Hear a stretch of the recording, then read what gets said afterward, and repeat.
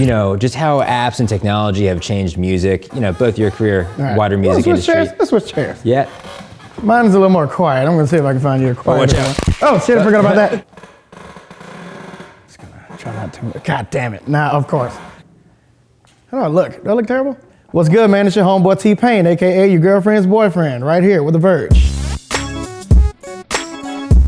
Yeah, so I guess, I mean, the first thing to ask is we're here to talk about GarageBand, and from what I understand, you've actually used GarageBand, which is, you know, known as an amateur piece of software, to make some of your hits, which is pretty crazy. I mean, how is that still possible to use like a piece of software like GarageBand to make something that is a like serious piece of music? Well, the great thing is that it's even more possible now, you know, because they've heard the voices of, you know, their users, and, you know, when it started coming on the laptop, like I did my whole first album on GarageBand because, you know, it was so accessible. Is there a reason for you to go back to GarageBand ever? Do you still use that when you're on the go? I still use it. I just got off of it right before you guys got here. Wow. So yeah, I use it in my big powerful studio. Like, it's, you know, people just have to see these things, and people have to know. Like, if I tell you that the last song that I released was completely done in GarageBand, you'd either wouldn't believe it or you'd go, I need to check out GarageBand. Yeah. Was it? Yes, absolutely. Wow. Yeah. All right. I'm creating all like stuff for my new album. Oh, really? Like, I'm full still, songs I'm doing full songs. Like, you know, there's you know, the Inter Audio apps, there's always third-party apps that you can bring in to where it'd make the vocals a little sweeter, and, you know, that I gotta have my pitch correction, so, you know, there's always apps you can bring in for that, you know what I'm saying? I got my T-Pain app, I can bring that in, and, you know, different, if you want some different drums from a different place, and you can bring in Inter Audio apps. And well, let me ask you this. I feel like I've heard a lot of musicians, they're, you know, almost embarrassed to admit that they use GarageBand, or they'll be like, oh, no, I used to, or like I tried a little bit out. Yeah, that's weird. So you think it's just like perfectly, totally legitimate? It's totally legitimate. It's not, well, to me, it's the carpenter, not the hammer. Much of your career has been defined by the technology, which is really wild, right? Because you're, you know, an incredible singer by yourself. Right. You didn't need to use auto-tune, but you decided to bring that in. Right. You know, is that because you know the technology is going to bring attention? Is it to get a certain sound? Yeah, right. Yeah, no, I was definitely not a technological prophet or anything like that. I don't want to take that. I just, I felt like I would have just been another singer. Right. There's so many people that can sing and have wonderful voices, and, you know, a lot better than mine. I always thought to myself, what's going to make me different? And, you know, sacrificing people hearing my voice and, you know, being ready for the ridicule and stuff like that, I just said, you know what? Here's what's gonna make me different. I'm gonna stand out. Nobody's gonna be able to copy this. Boy, was I wrong.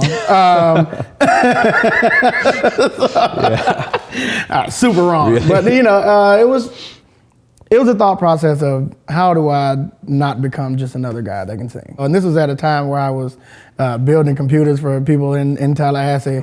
Yeah, that was my business. Wow. Yeah, I charged them $400 to go get the parts for $200. Still build your own computers? Oh, absolutely, absolutely. Yeah, I can't have anybody else build my computers.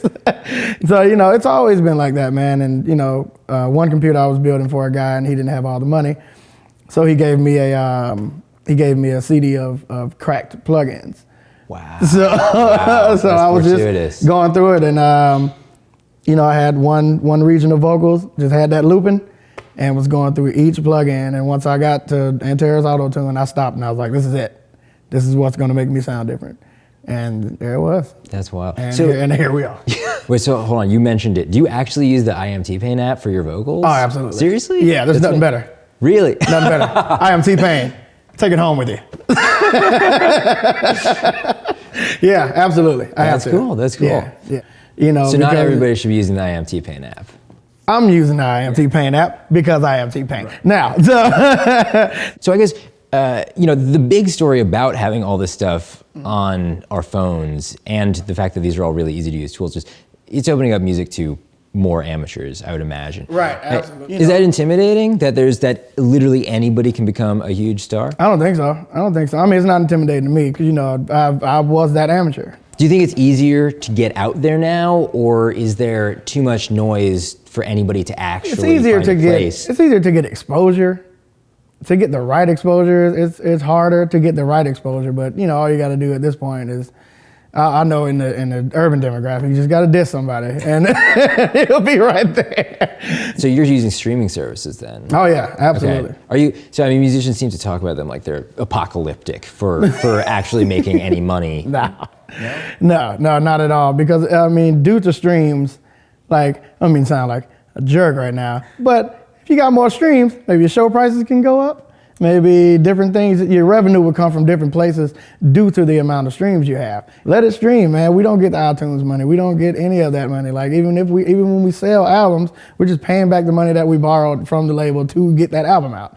So, you know, it's not a fact of making money off of things and asking Spotify, where's my money at? It's not all that. It's about what you do with that opportunity afterward. Streaming is just giving the customer more availability. You're selling an idea now. Now you're selling to the person, don't you want to see this live?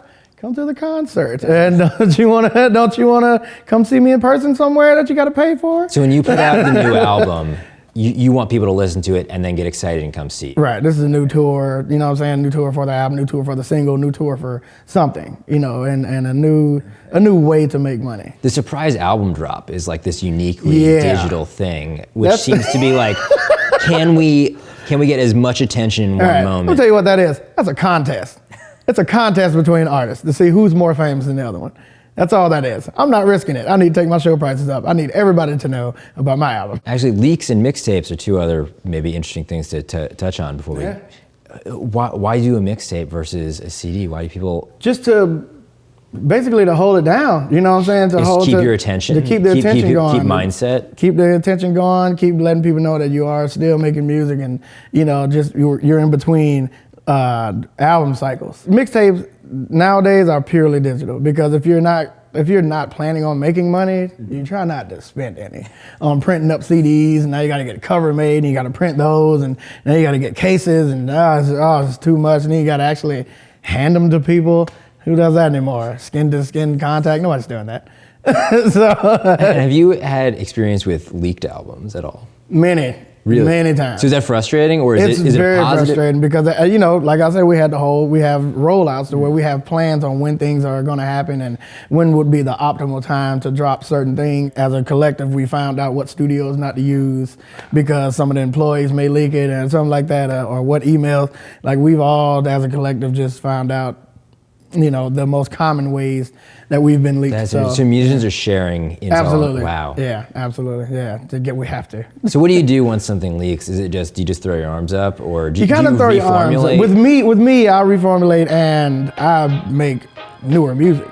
You know, I kind of give it to them like, you thought you had it. They did have it, but my quick plan is like, I'm just gonna make new music and I'm gonna make you think you got the wrong stuff. Well, thank you. I appreciate you having us. It's been great talking about Thank you guys. Music. T-Pain's awesome.